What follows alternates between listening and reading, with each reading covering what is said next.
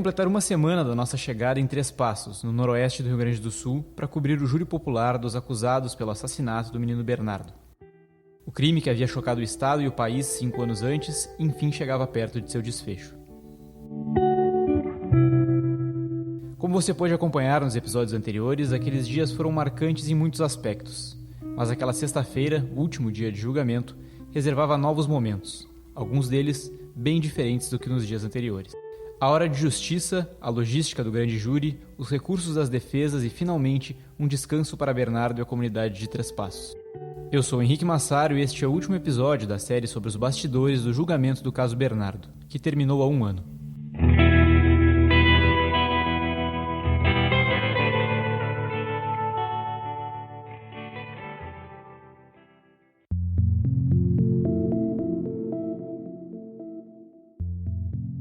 A sessão daquele dia foi marcada para um pouco mais tarde, às 10 da manhã. Antes da sentença da juíza Sucilene Engler, era preciso terminar os debates entre acusação e defesas que haviam se iniciado na noite anterior. Restava 2 horas de réplica do Ministério Público e 2 horas de tréplica dos advogados dos réus. O MP tentou mostrar um vídeo, uma psiquiatra descrevendo um psicopata, mas o material não pôde ser mostrado porque não havia sido trazido devidamente aos autos. Mesmo sem poder exibir as imagens, o promotor Ederson Vieira, que ocupou a maior parte da fala da acusação, descreveu o que considerava a psicopatia de Leandro Boldrini, criticando a roupa que o médico apareceu para o último dia de julgamento. O psicopata, ele olha no olho dos senhores e mente.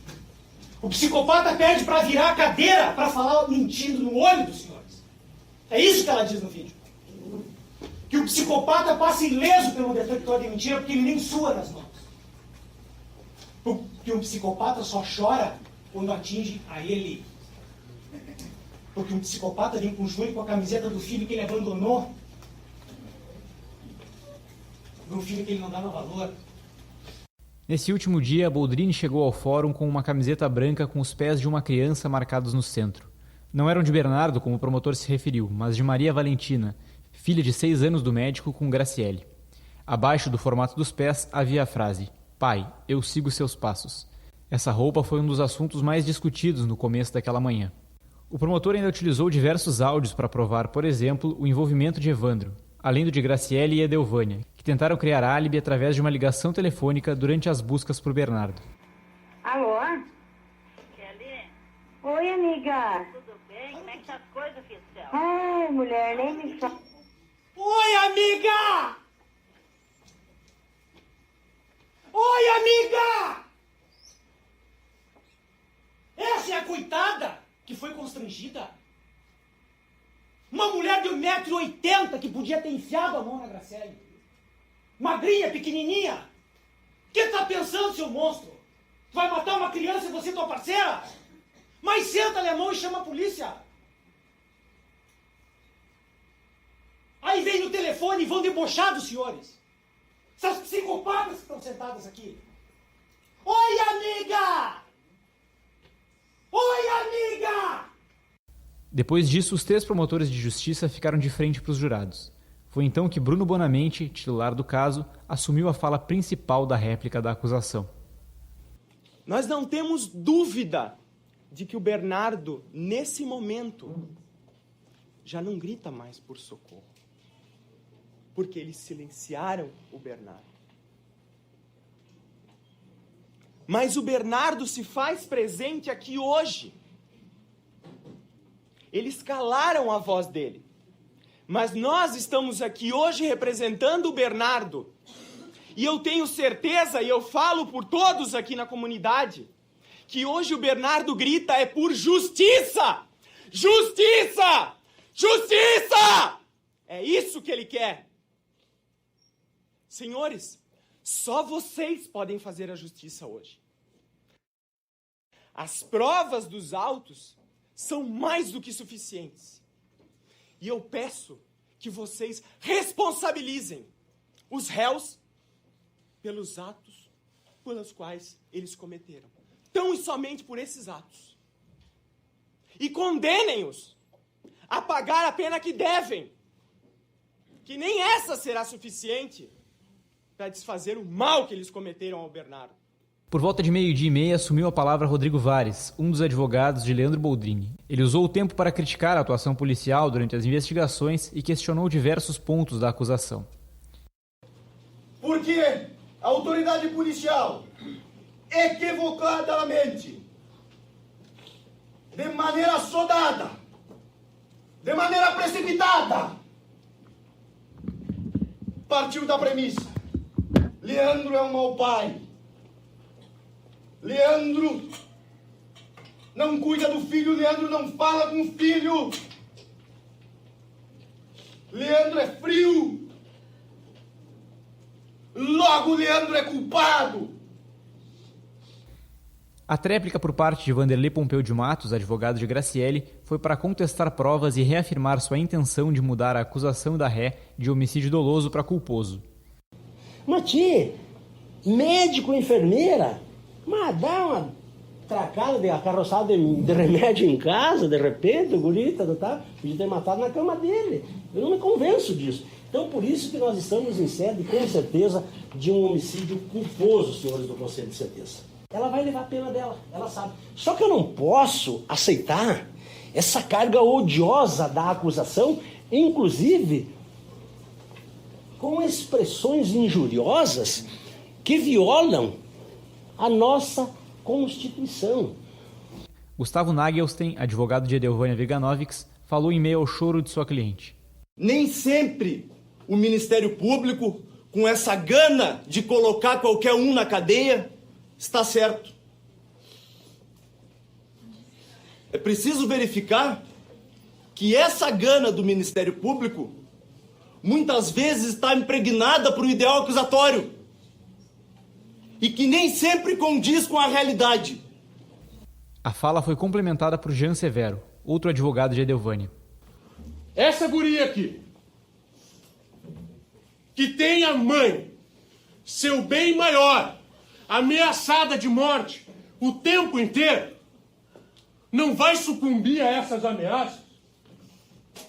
Essas gravações que o doutor mostrou são posteriores ao fato. Quando ela já tinha cometido o delito por causa da Graciele, que tinha ameaçado. Quer coação maior do que ameaçar de morte uma mãe? Eu não conheço.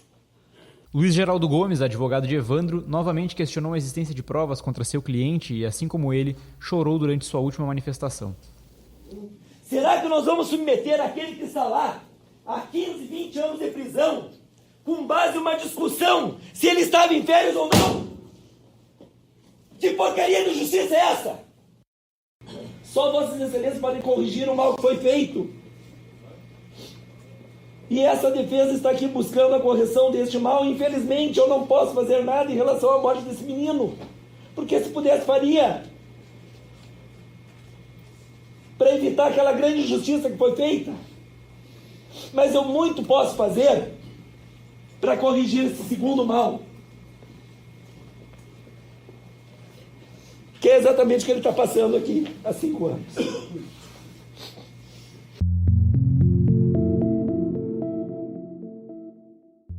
Os debates chegavam ao fim às 2:45 da tarde. A juíza suspendeu a sessão e os 7 jurados foram conduzidos para a sala secreta, onde precisavam votar sim ou não para 9 quesitos que eram apontados para cada um dos 4 réus. O julgamento se encaminhava para o final e essa foi a primeira vez que toda a imprensa precisou sair do fórum. Ao longo de todo o júri, os jornalistas precisavam se revezar para poder acessar o salão principal, já que o Fórum de Três Passos era visivelmente pequeno para uma cobertura com 30 credenciados, além do público que desejava acompanhar as sessões. O julgamento foi um dos assuntos mais falados na mídia nacional naquela semana, mas as milhares de pessoas que acompanharam o processo à distância provavelmente não sabem que todo o funcionamento só foi possível devido a uma logística que foi montada para a imprensa, como lembra a assessora do Tribunal de Justiça, Janine Souza. O Foro de Três Passos é muito pequeno, né? É uma cidade pequena, é um foro pequeno. Então, os acessos eram muito complicados, principalmente para deslocar os réus, né? Que a SUSEP tinha que entrar no foro com os réus, então a entrada era muito restrita, muito pequenos espaços, assim, não dava para deixar a imprensa entrar antes dos réus chegarem com a escolta da SUSEP. Então, aí chegavam os réus de manhã, Depois disso, a gente deixava a imprensa chegar. A gente conseguiu uma salinha de apoio. No mesmo andar do Salão do Júri, a gente conseguiu uma salinha de apoio para que o pessoal pudesse trabalhar enfim, fazer a cobertura, porque como o Salão do Júri era muito pequeno, acho que coube no máximo 70 pessoas, a gente teve que delimitar o número de acessos de jornalistas, de veículos, era um por veículo, e o excedente ficava na sala de apoio. A ideia era que os jornalistas se alternassem em grupos diariamente, entre o Salão do Júri e a sala. Mas depois se criou um entendimento entre a imprensa e era possível, em um mesmo dia, trocar do local onde ocorria o júri popular e a sala de apoio, que no fim das contas ajudava muito na cobertura em função da estrutura que foi montada. O registro de fotos e de imagens era feito nos minutos iniciais da manhã, do turno da manhã e da tarde. E quando os réus vinham falar, vinham depor, também podia se fazer esse registro. Eram 10 minutos fixados. E aí depois desse tempo o pessoal saía e ia para a sala de apoio. Ficava no Salão do Júri apenas os jornalistas que fariam as pautas para os seus veículos ao longo do dia de trabalho. E os fotógrafos e cinegrafistas e técnicos ficavam na sala de apoio. Ali a gente conseguiu café, água, chá, bolacha, pontos de energia, tudo que era importante para que se pudesse trabalhar efetivamente, Para os profissionais de televisão, como a repórter Paloma Poeta, da Record TV-RS, a missão era fazer, ao longo de toda a programação, diversas entradas ao vivo em frente ao Fórum de Três Passos. Então a gente tinha que sair do prédio e fazer da rua, porque ainda mais em televisão a gente tem toda a questão também da imagem, do cenário. Então precisava ser alguma coisa que identificasse bem e como, óbvio, a gente não podia ter o júri de fundo, a gente fazia da frente do prédio. Então, era uma comunicação a todo instante com a produção e com a equipe que estava na rua, ficava só eu lá dentro, e a gente se falava e fazia quase com um revezamento de credenciais. Quando eu não estava lá dentro, alguém estava no meu lugar, ou a gente ficava também com o celular acompanhando a transmissão ao vivo do Tribunal de Justiça. Mas era assim, tinha que pensar numa logística, Ficar ali até o último segundo antes de entrar no ar e aí sair correndo para fazer a entrada ao vivo, já com tudo plugado, tudo certinho, só chegava, entrava ao vivo e depois já voltava para lá. E até nos momentos em que a gente não estava trabalhando, não estava lá ao vivo, como a gente teria que estar em outro momento, para relatar o dia, no hotel, no almoço, a gente ficava sempre também acompanhando a transmissão online do TJ para não perder nenhum detalhe. Essa transmissão de todo o julgamento era um dos trabalhos feitos pelo Tribunal de Justiça, que além de garantir o espaço e o funcionamento da cobertura dos jornalistas, precisava fazer o seu trabalho de comunicação.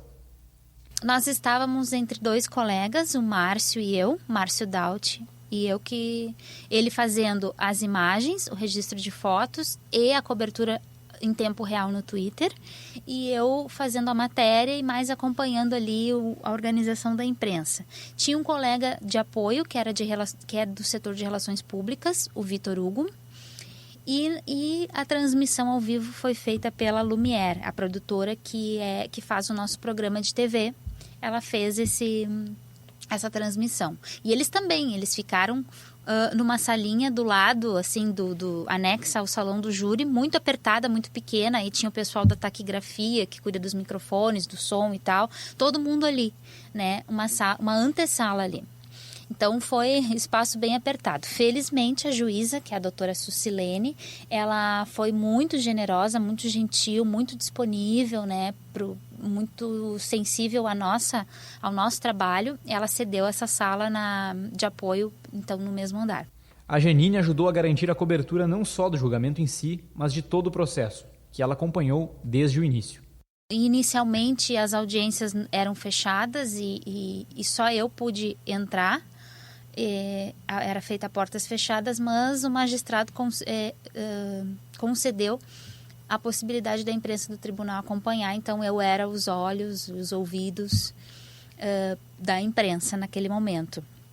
Aos poucos, nós fomos nós fomos conversando com o magistrado e apresentando um pouco do nosso lado, porque eles também não conhecem a nossa realidade, a realidade da imprensa, dos veículos de comunicação, o time, o interesse, né, o gancho, manchete, lead, nada disso faz parte do universo deles. Aos poucos nós fomos conversando e tentando abrir esse espaço, e o magistrado foi extremamente gentil e compreendeu, né, que naqueles termos em que nós estávamos, com aqueles cuidados em que nós estávamos fazendo a cobertura, ela era adequada, e nós seguimos fazendo, e aí foi aberto para a imprensa em geral. E aí começamos aí a criar as regras de credenciamento e da imprensa, né, e de acesso à imprensa ao local, aos trabalhos, né. E em vários momentos as defesas quiseram nos tirar, né, tirar o nosso acesso, né, impetraram um mandado de segurança contra o presidente do Tribunal de Justiça, fizeram pedidos direto lá na comarca para o juiz, e em todos eles tiveram os pedidos negados por entenderem que não tinha problema nenhum, que o processo era público, né, que o acesso deveria ser garantido, que existe a garantia do acesso da imprensa, o interesse da informação, enfim. E isso foi muito interessante, assim, foram batalhas que a gente foi travando e foi ganhando ao longo do tempo, e ao mesmo tempo nós podemos aprimorar esse trabalho, abrir espaço para a imprensa, fazer um bom trabalho, né? Com todas as dificuldades e limitações de espaço, a cobertura funcionou ainda melhor do que o esperado. Olha, a repercussão e o retorno foram muito legais mesmo, porque a gente saiu daqui com uma missão, e sabia que era uma missão muito delicada. A gente queria abordar da melhor forma possível, fazer da melhor forma possível. E foi um retorno que começou nos números, na audiência, que foi uma audiência histórica, maior da nossa história. Então isso é muito bacana, porque a gente conseguiu medir que as pessoas estavam nos acompanhando e cada vez mais botando, sintonizando na Record, né, colocando no nosso canal para acompanhar. No decorrer dos dias isso foi aumentando também, ou seja, as pessoas foram sabendo do nosso trabalho e foram cada vez mais acompanhando, então a gente sabia que a gente estava no caminho certo, isso é muito legal. E passados os números, porque o que nos importa não são números, são pessoas, as pessoas nas nossas redes sociais ou até mesmo na rua vinham nos comentar. Um ano depois, eu ouvi de um senhor, há mais ou menos um mês, ele falar: tu não é aquela repórter que estava lá em Três Passos, no caso Bernardo, olha, muito bacana o trabalho de vocês, passei a te admirar depois disso, enfim. Então, isso tudo é muito bacana, porque a gente faz televisão para as pessoas, a gente faz jornalismo para as pessoas, e a gente teve um retorno que realmente, assim, foi muito empolgante, foi um retorno de que conseguimos fazer aquilo que a gente tinha se proposto antes de sair de Porto Alegre. Missão cumprida, objetivo alcançado, meta alcançada, enfim. E foi muito legal mesmo, foi um retorno assim, bem surpreendente, porque a gente não sai esperando isso, a gente só quer fazer um bom trabalho, e foi um retorno muito legal mesmo, foi algo assim que me marcou muito, profissionalmente foi uma grande experiência.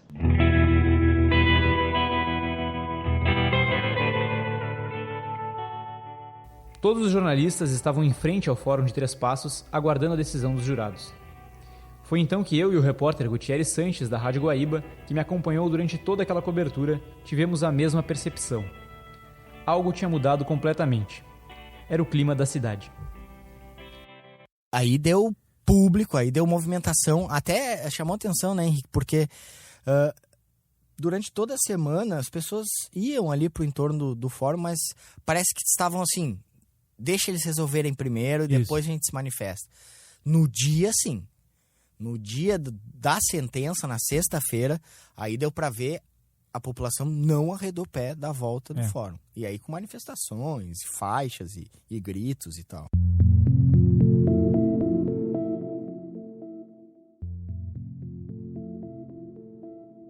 A distribuição de senhas para a população ocorria todos os dias, mas os lugares na plateia do fórum não chegavam a lotar.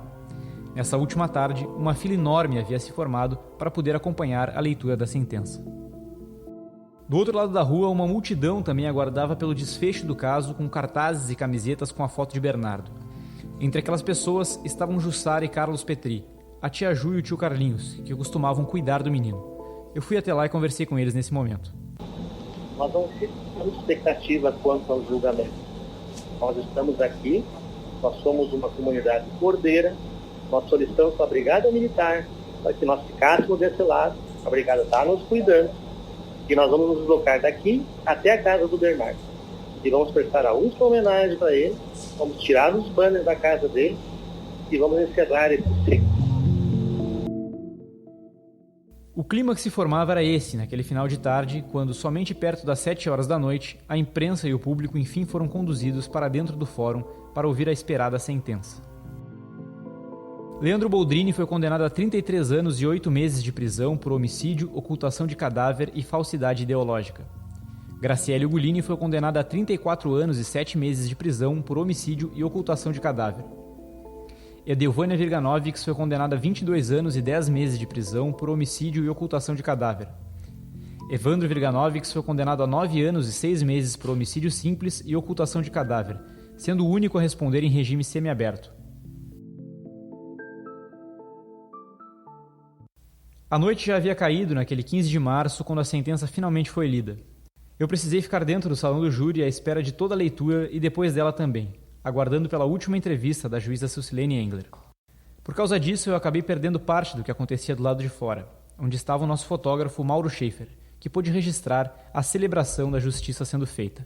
O que me chamava muita atenção que durante a semana o povo da cidade não aparecia na frente do fórum e parecia que ninguém estava nem aí para o caso.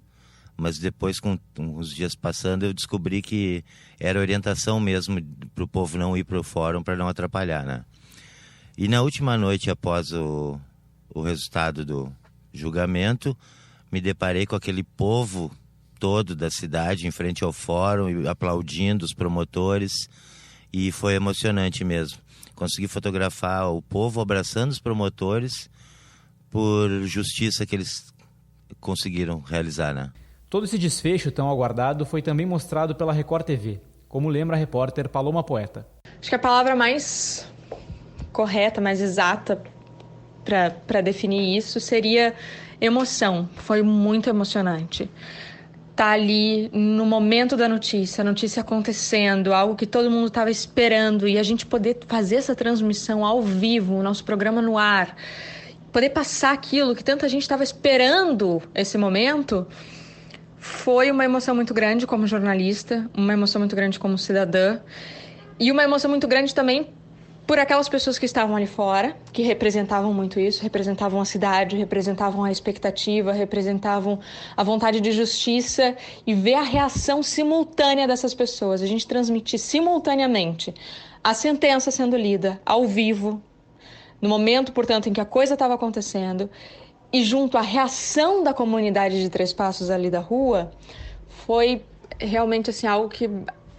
A forma como aquilo me arrepiou e me emocionou, eu acho que eu nunca vou esquecer. Então foi um dia que foi uma noite, né? Enfim, um julgamento histórico, um dia histórico também.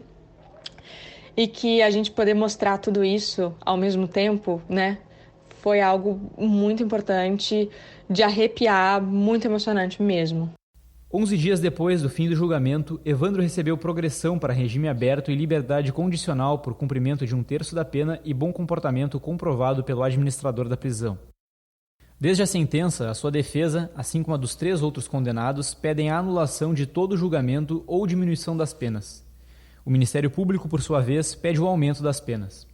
Os recursos, que já saíram de pauta 2 vezes, estão marcados para serem julgados no próximo dia 18 de março, quarta-feira, na primeira vara criminal, em Porto Alegre.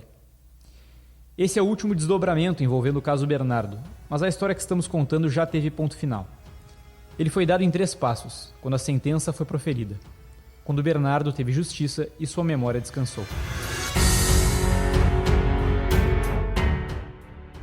As pessoas que estavam, né, no lado de fora do foro, aguardando a leitura da sentença, eles saíram depois de forma pacífica e caminharam até a casa do Bernardo e lá tiraram todo aquele santuário que eles tinham feito, que eles tinham cultuado ao longo desses anos. Eles tiraram tudo da frente da casa. E eu achei isso muito simbólico, porque foi como se dissesse assim, acabou, né? Agora estamos em paz, o Bernardo está em paz, está todo mundo, tudo certo, acabou. Eu não sei se tu vai lembrar disso, a gente ficou em Três Passos um dia depois e eu pensei assim, será que eu tento falar com a Jussara de novo ou não? E eu mandei uma mensagem de ser do mais educado possível, tentando respeitar, perguntando assim, a senhora quer falar mais alguma coisa? Acha que é necessário? E ela disse assim, eu acho que tudo que precisa ser dito foi dito. O B descansou. Pra mim foi o fechamento, assim, que a cidade precisava, que as pessoas que conviveram com o Bernardo precisavam. Foi o principal, né? Porque acho que quem mais sentiu ali foi ela, né? E eu lembro que tu até perguntou assim, será que a gente fala com ela? Já pergunta, cara, mas se ela não quiser falar, não tem que falar nada mesmo, não tem mais o que falar. Não tinha mais o que falar. Eu lembro que a gente conversou com ela, lembra? Sim. Tava ela, o marido, acho que a filha, e eles aguardando ali a sentença. Quando tava próximo de sair, eles se retiraram e, sabe, porque eles sabem que também chamavam atenção estar ali. São pessoas, testemunhas importantes. Então, me chamou a atenção isso também.